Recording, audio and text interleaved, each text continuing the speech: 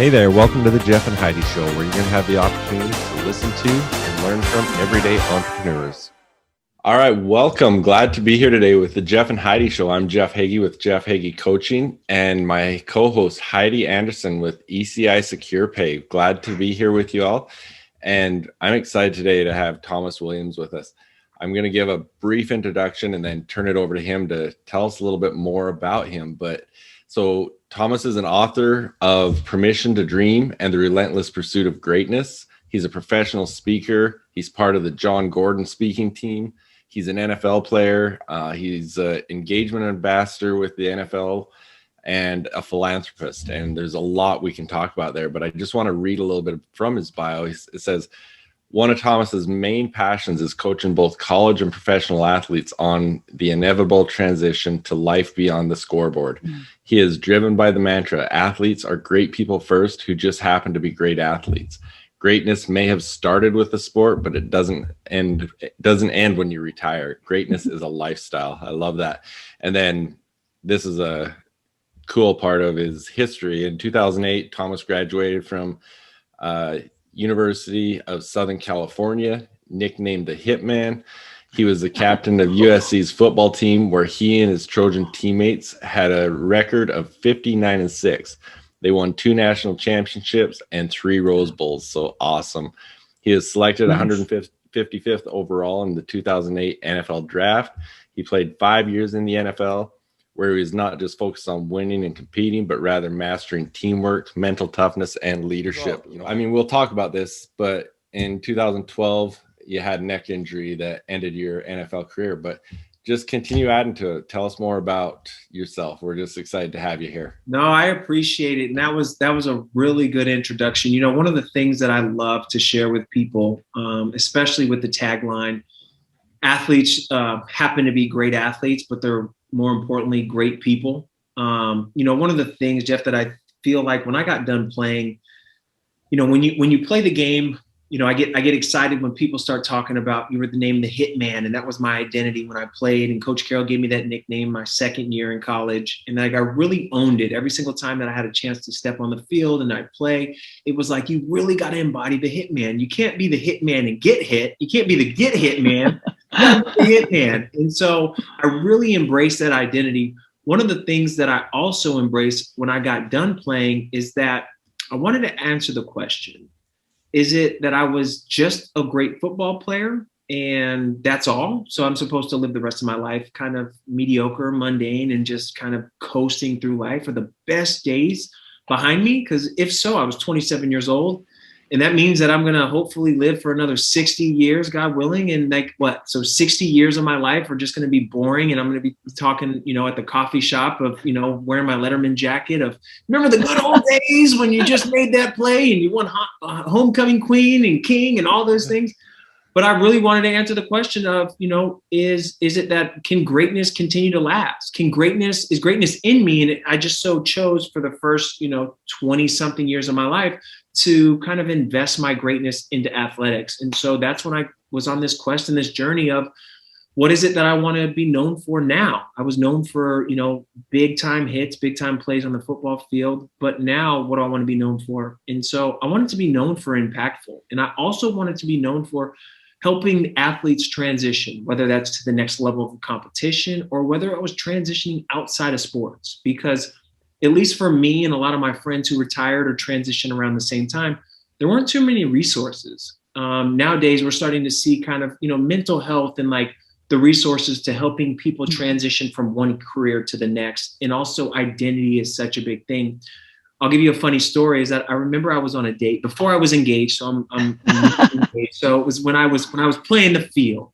I met this young lady for our first date. And so we were talking and everything was going great. And this is when the conversation ended. And I knew that the date was probably close to being over, is that she asked me, what did I do for fun? And I started listing off like all the stuff I did to prepare for a football game. Mind you, I wasn't a football player.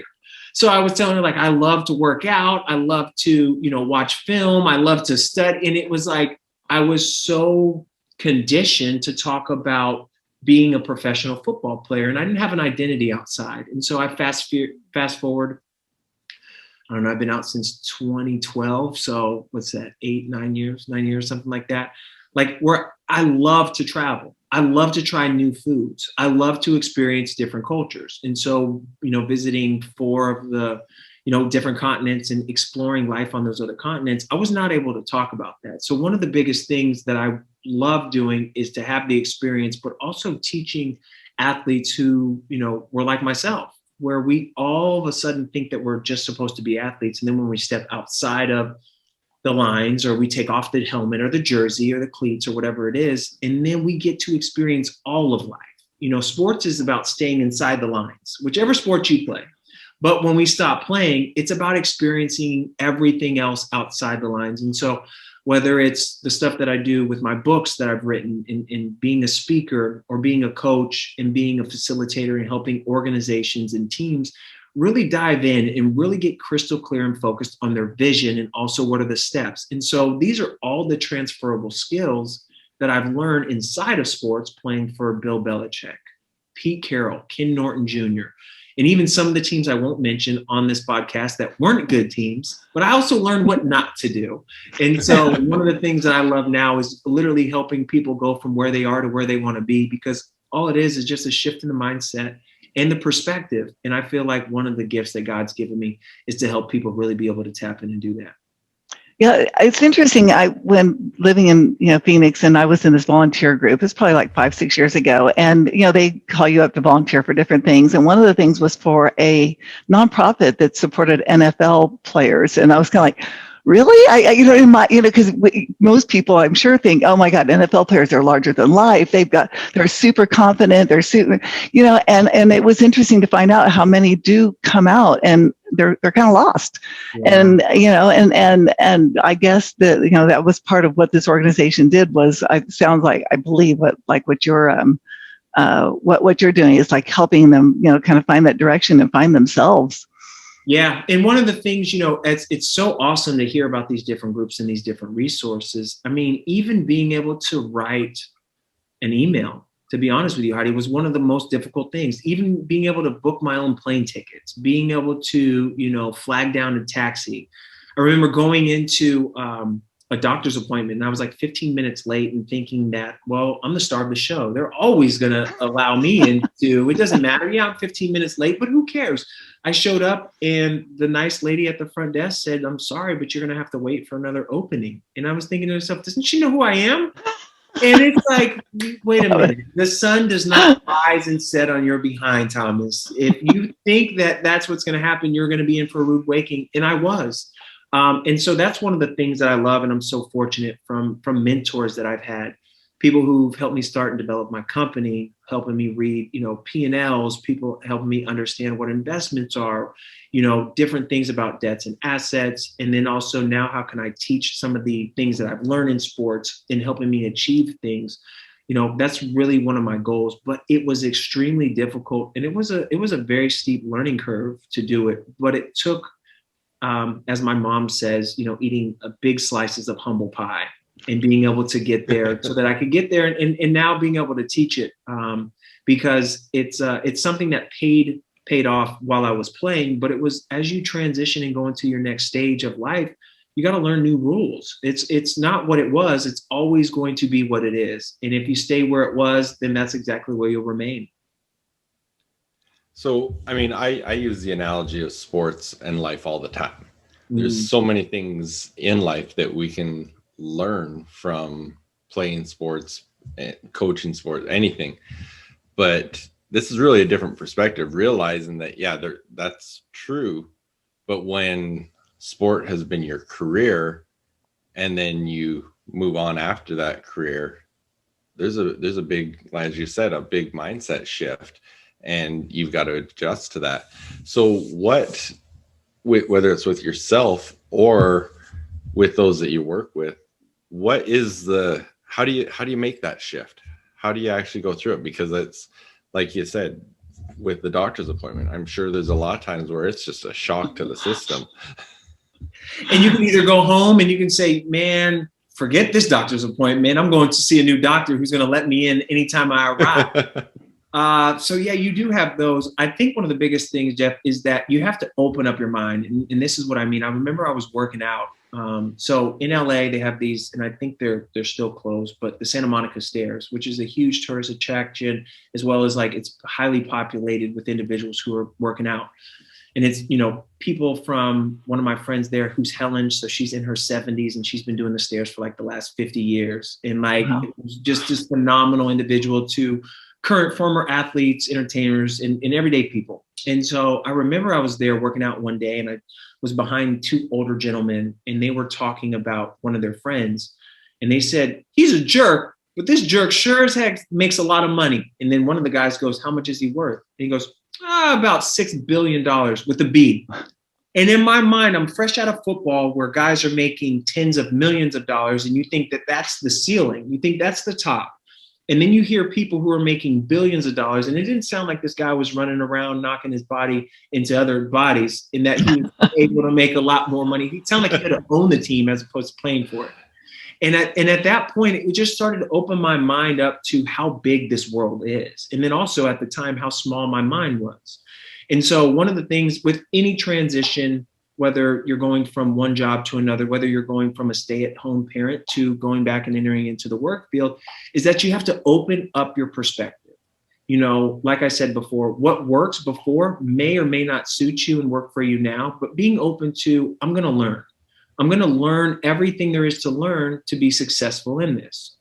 There's pretty much nothing outside of like breathing and like sleeping that we know through just because. Everything else we've had to learn. We've had to learn most everything that we've done. And so athletes who are great people who can learn things, you have to unlearn and then you have to relearn. And so, answering your question, one of the things that you have to learn is you have to learn that you don't know everything. That is the number one thing going into it, is that I don't learn everything. You could have been at the highest peak at one profession. You could have been at the highest place in one industry. But if you shift industries and you go into another industry or another profession, you're going to have to learn. You're going to be at the very bottom. And so the mindset of a rookie is what I constantly teach people of. And so I learned this from Ronnie Lott, who said after his NFL career, who played for several years, Hall of Famer, one of the best defensive players in my mind. He said, Thomas, every year you go into training camp, which is at the very beginning of the year, you always want to become a rookie. So you want to throw out your old playbook, the notepad that you've taken all your notes on. You throw that out and then you become a rookie again, and saying that there's nothing that I already know. And so when he told me that in 2008, when I was going into the NFL, I still take that now, that mindset and that approach when I'm working with a new client and I don't know anything about their industry. And to be honest with you, I work with more clients that I don't know about their industry than I do. And it's a challenge for me and it's fun. But I take that lesson that Ronnie Lott taught me and I say, I'm a rookie. I don't know about your industry. It's not final. It's not something that should deter me. It should excite me. It should make me really excited about learning. What is the opportunity that I can learn here? And then also that P word that you talked about. What is the perspective that I bring since I don't know? I remember in 2018, I took my mom over to South Africa for her 55th birthday. And so I'd gone to South Africa 2 times before that, one for the World Cup and one like 2 years before with some friends. And I wanted to take my mom.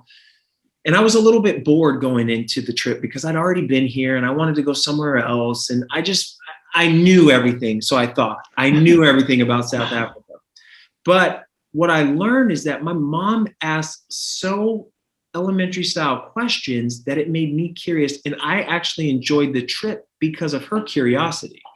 And it taught me in 2018 that when you can go into an experience or a new opportunity with a wide and open perspective and not knowing anything and bring that childlike curiosity, then you can learn a whole bunch more. That I would have never asked some of these questions, but I would have also never gained some of the enlightenment and some of the information that I learned there. And so the same thing going into these different board meetings or different, obviously Zoom now with these virtual conversations of what is it that I can learn and then what value can I add from the perspective of not knowing.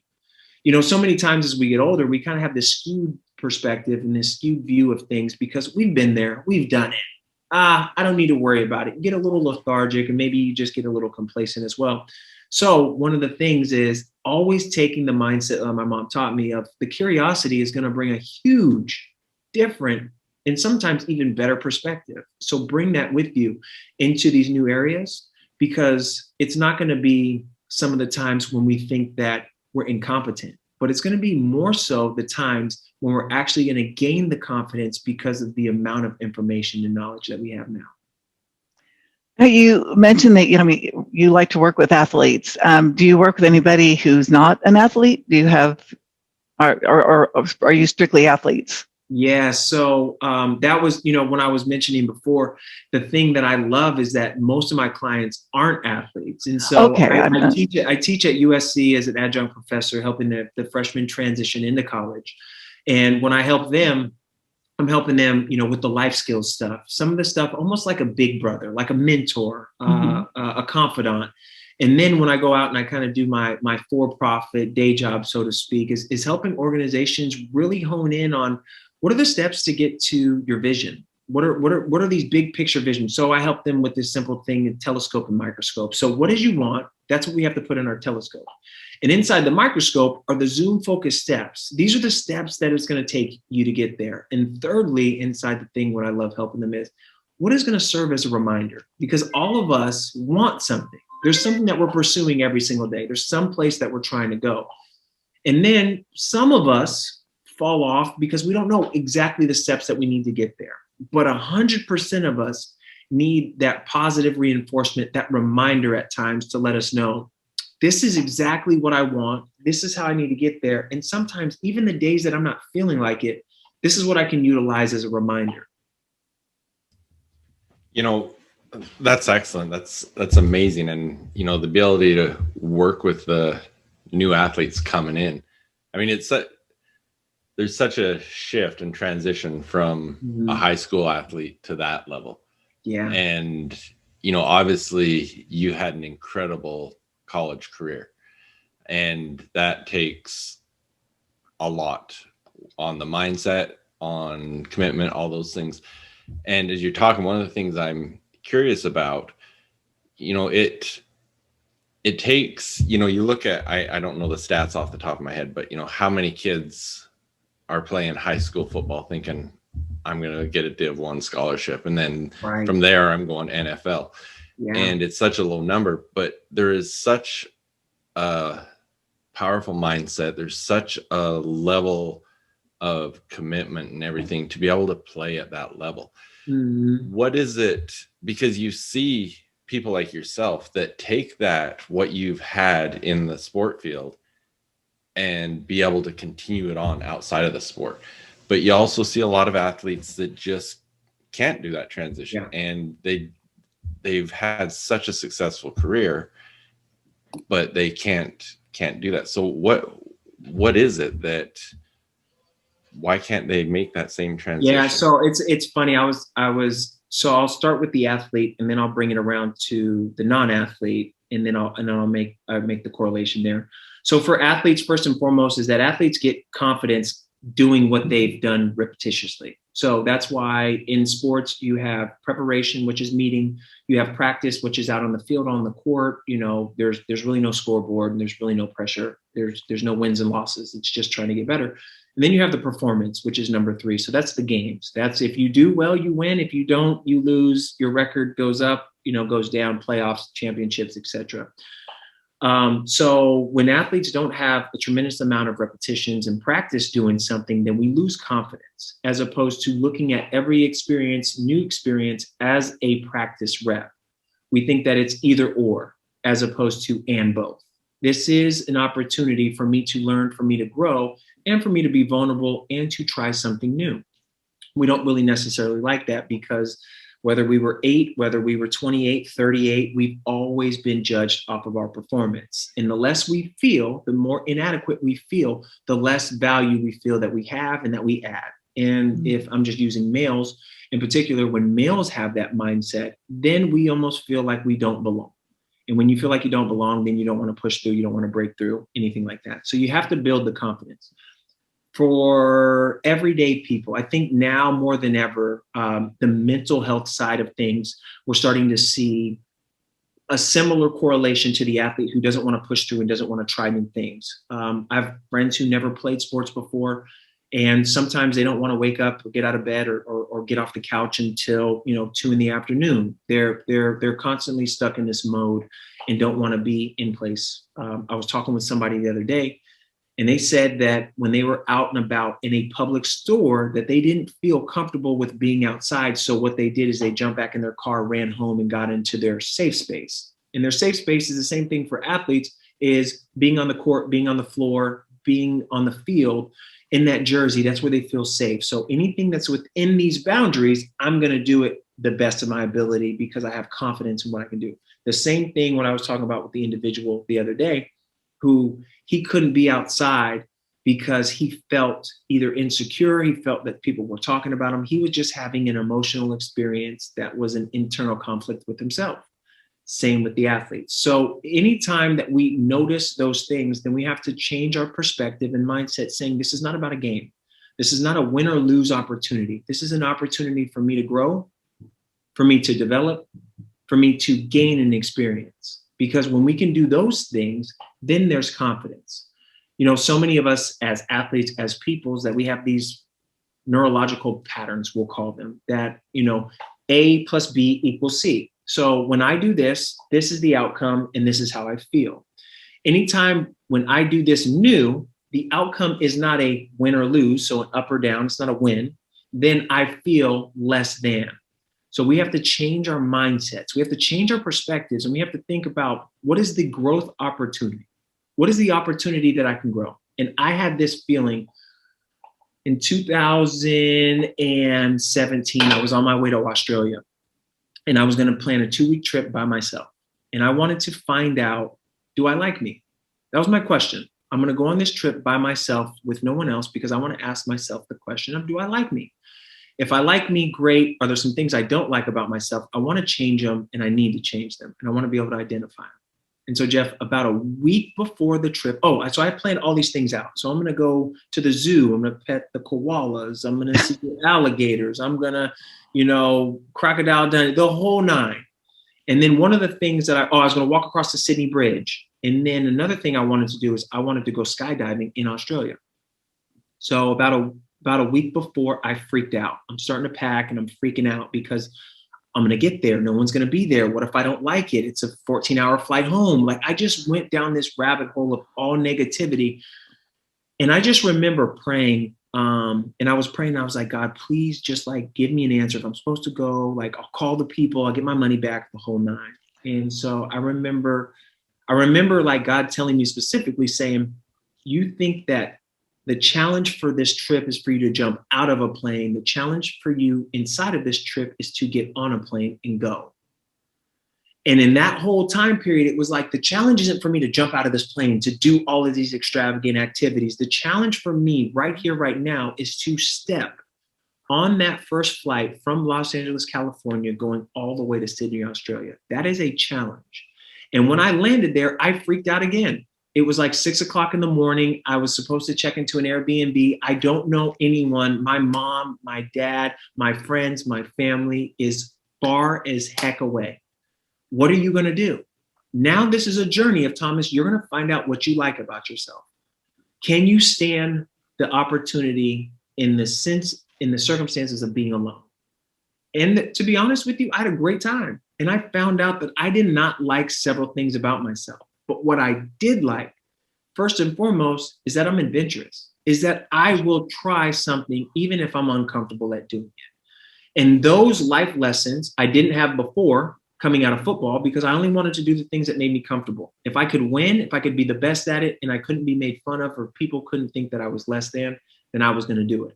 But now my mindset is the challenge in the adventure, not the challenge of winning and overcoming it, but the challenge in the adventure is what really makes for greatness. When I got drafted to the NFL, true story. When I got drafted, I get drafted, pick up the phone. People start asking me how much money I'm going to make. I'm like, I don't know. And I went into my room and I was having this conversation with my mom. My mom stepped out. She gave me a moment to have by myself. And I was thinking to myself, wait, is this it? Like, I thought I was going to feel something completely different. I just got drafted. I had this dream ever since I was 7 years old. And I'm 23. I just had this dream. Is this it? And I was like, this sucks. This was not the feeling that I expected. You know when I had the most fun, Jeff and Heidi? You know when I really did have the most fun? The times at USC when I got cut. The times at USC when I got demoted, when I would be starting and then there would be a new freshman who would come in and he would take my spot. The times when I got injured and I would get injured, or I got injured and I had surgery in the morning at 11 o'clock. And then by 3 o'clock that afternoon, I'd be in the training room doing rehabilitation. Like when I would have ice bags on my knees or my shoulder, not knowing like, am I going to be able to play next game? Like those were the fun times because you're making money doing something you've always wanted to do. Yeah, that's cool. But the feeling of fulfillment and satisfaction didn't come when I got drafted. It was the satisfactions of those individual hurdles and obstacles that I had to overcome. And that's where confidence for me now comes from, is that they said you couldn't do it. You don't even think you can do it personally. Go ahead and give it a shot. And now I'll tell you, I'm probably batting 50%, but those times that I do win and I do get the accomplishments, those are the times that feel really good. Sounds like you enjoy overcoming obstacles for sure. I played basketball for LSU and I played for Arizona my freshman year. But I remember when I graduated from high school in Tulsa, Oklahoma, the gym teachers there, these two little ladies, and they're like, "You'll never make it through college basketball." And I was like, "Watch me." Yeah. And anytime I ever felt like stopping, I just thought about them and I went, "No." I'm not going to let them be right. And I know what you mean. It's like kind of that, overcoming and this, not the struggle, but the breaking through. And just in life in general, I think I feel quite the same way. It's the try. It's the try. It's absolutely every single time. And that's why I love public speaking. I love public speaking and I love being a facilitator and training because it is one of the only things that allows me to feel the same sense of urgency as football.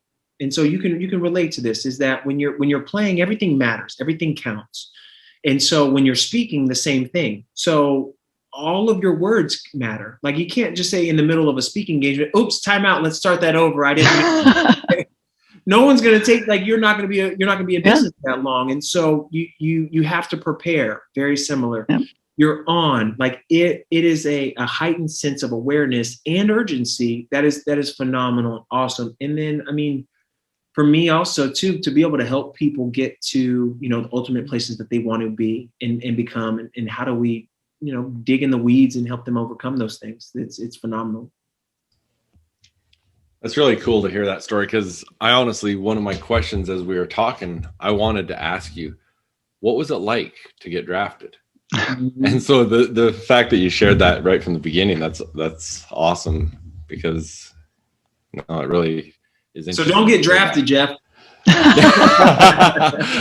At this point, I'm starting to lose hope. I don't think. So, and the other thing I'm interested in, if you could share two things, what's the most impactful thing that still impacts you today that you learned from Carroll and that you learned from Belichick? Okay. I'll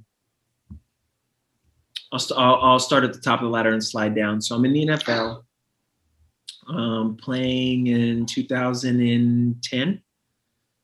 And Coach Belichick taught me a sense of ownership, which every great leader has, is that they have a sense of ownership and self-accountability. So what happens during the NFL offseason, you start up in like March and you go from March until July. These are those rules. I don't know how they are now. I think they've changed a little bit since the new collective bargaining agreement. But let's call it March till July. And so you're practicing, you're lifting weights, and you're going through your whole team organized activities, and you have the weekends off and, part-time. It's just make sure to maintain team camaraderie and to stay in shape. And so we came through our last practice, and now we're getting ready to have 2 weeks off.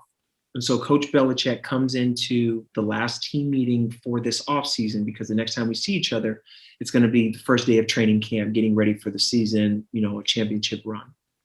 So Coach Belichick stands up there at the very front of the meeting room behind his podium and says, "All right, fellas, listen, when we get back, we're going to run 2-a-days, full pads, until I get tired. And I'm thinking to myself, that's funny. I've heard every coach say, we're going to run until I get tired. No coach has ever done that. He said, and for those of you who have been in training camp with me before, no, I'm not lying. And then so he babbled on a little bit longer. And the last thing I remember before he closed out that meeting room is he says, I know it's a pain in the you-know-what to play for me sometimes. And I appreciate it. But just know when we come back, we're going to work. And Jeff and Heidi, when I tell you this guy was not lying when he said we were going to do double days and full pads until he got tired, he absolutely meant it. Because for like 17 days straight, we did double day practices. That means you practice in the morning, full pads. You come back the same day, you practice at night, full pads. And it was like your body was sore, your brain was sore, your feet. Everything was sore and everything hurt. And what I learned in that moment is that he took the accountability and said, hey, I know it sucks to play for me, but we win. 1. And 2, he's a man of his word. Every leader, do what you say and say what you do. And that's what I learned from Coach Belichick in that little bit of time that I was there in New England. I played for him. The thing that I learned about Coach Carroll is that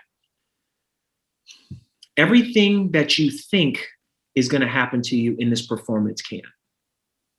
He was all about the mind. He was all about the mental game. And so the first day of training camp, the first day of training camp for all the freshmen, he introduces us to perspective. And so he has everybody sit down. And so it can be in the room anywhere from 15 to 22, 23 players, depending on how many scholarship athletes you have for that year. And he says, all right, guys, I'm going to tell you a story. There's 2 boys who go into a room. The first boy goes into this room and his parents are watching on the outside through one of those double seeing window mirror things. So he can't see out, but the parents can see in and watch him. And so he's digging through this manure. He's digging through the manure, and he has a sad look on his face, like disgusted. The smell, can't believe that his parents would let him play in this room. And he bangs on the window and says, let me out, let me out. He's pissed. He's upset. He goes to his parents, how could you let me stay in that room for that long? It smells, it's dirty, it's stinky. I hate you guys. Boy number 2 comes in. Parents are watching him the same way. And he's going absolutely bananas. Like he's digging in the manure, throwing it up in the air, got a big old smile on his face. He's excited. He goes back and he bangs on the window. Mom, Dad, with all this manure, there's got to be a pony in here somewhere. And the thing about that story is that I didn't understand it at 18. I'm like, yeah, that would suck. Where's the pony? What's the pony? The thing about the story is that it's all about your perspective. Right. Both of them walked into that room and had the same circumstance, had the same exact situation. But one looked at it as, oh, this sucks. The other one was like, I think that there's a pony in here, so I'm going to dig until I find that pony. So, it didn't matter. I mean, and I'm so thankful that, half my life I've had the experience in the knowledge and the wisdom from Coach Carroll to teach us about perspective, because it's literally what's happening. And I was able to really put an exclamation point on it in 2010. And I was playing in Buffalo at the time, and I was there for like 7 weeks. And Buffalo is probably my least favorite city that I've ever visited. Especially during the winter months. Living up there in north, like up north part of New York. But I got cut from the team, and I got cut in a really crappy way. It was like they didn't even let me finish my breakfast. Like it was on a day before the game. I had family flying in, and I was like, oh, this sucks. And so when I got outside and I was upset, and I remember feeling exactly what Coach Carroll was talking about. And I said, wow, I was so grateful. I had this great appreciation in that moment, because I thought 2 things. I learned everything I was supposed to learn in the moment, and I taught everything I was supposed to teach. And when I had that feeling of that gratitude, it just allowed me to take the pressure off the situation, like, oh, woe is me, but just like, wow, God, thank you for this moment. Thank you for this time. Like I have 2 of my best friends who I met there in Buffalo, who still talk about times when I was able to encourage them, which there is the part that I was able to teach. And then there's things that I learned about myself, they taught me, and other people taught me. So then I learned. So I learned and I taught. So I was able to kind of be the kid in the room looking for the pony. Sounds like you found the pony. Exactly. No, I love that. That just the whole concept of being able to have the perspective of life's happening for me rather than to me. I love that. So true. Yeah. Well, Thomas, this is incredible. Love listening to you. And I know our listeners will definitely want to be able to hear more, follow you. Share with us your website, your social media, anywhere that they can connect with you. Yeah, so my website is the only place that I can be reached. I'm on a hiatus right now. I'm about 15, 16 months of hiatus on social media. So you can't find me there, even though I am located there. You won't hear anything from me. So tap into the website, which is www.thomasrwilliams.com. Keep up with me there. If you want to book me as a speaker or a facilitator, as a training, I can also be located there. But yeah, that's pretty much it. And thank you guys so much for having me on today. This was Thank you, Thomas. Conversation. Like we could talk to you all day. Yeah, exactly. And I'll make sure in the show notes we'll have the link to your website and everything so people can find you there. And just thank you. This has been incredible listening to you. I appreciate you being with us. Thank you both. Thank you both for asking great questions.